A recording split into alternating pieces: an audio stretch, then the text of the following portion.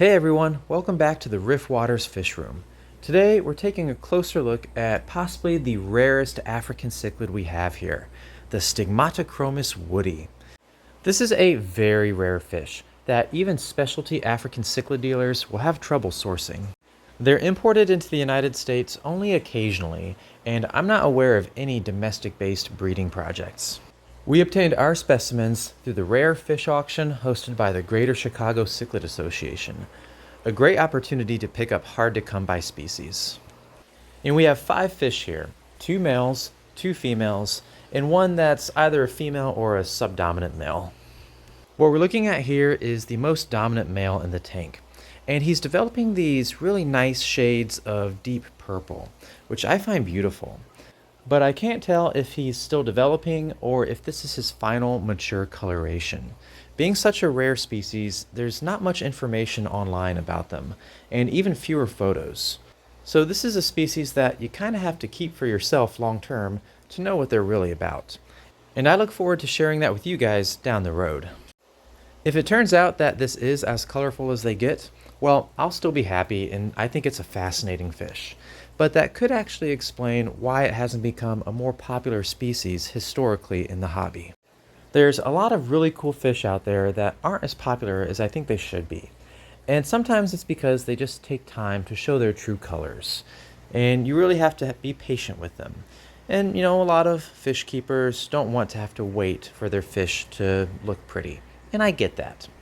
But there's other fish, and this may be one of them, that never get as pretty as some other cichlids. And it's just something for those hobbyists that want something cool and unique.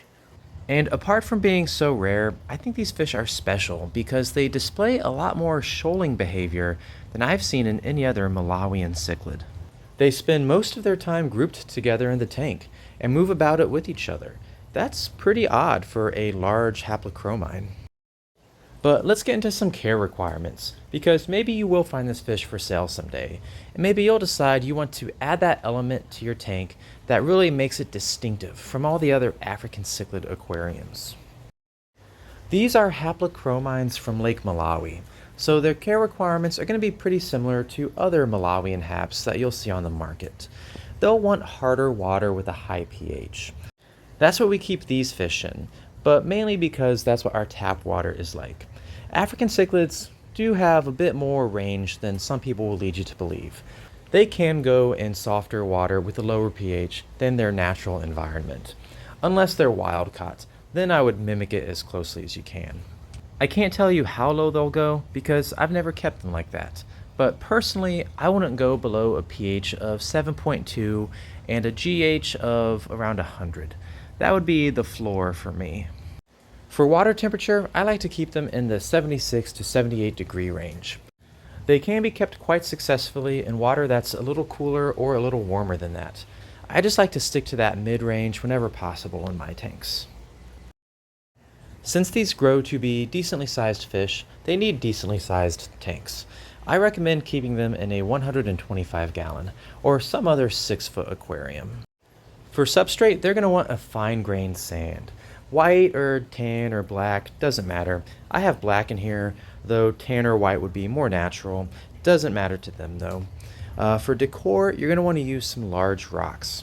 I would actually prefer to have more rock structure in this tank than I do, but it seems to work out and they enjoy it just fine. You don't want to use too many rocks because they do need some good open space to swim. Lastly, let's talk about breeding. I don't know anything about breeding these fish. I've actually been trying to breed them for a while now without much luck. And it's super frustrating because I've always had a lot of success breeding Malawian cichlids, from Buna to peacocks to haplochromines. Something about these guys, there seems to be a trick to it. So when I figure it out, I'll let you know. But that's all we have to cover today. I hope you enjoyed the video and learning about this really unique fish from Lake Malawi. Thanks again for watching, and I can't wait to see you next time. Take it easy, everyone.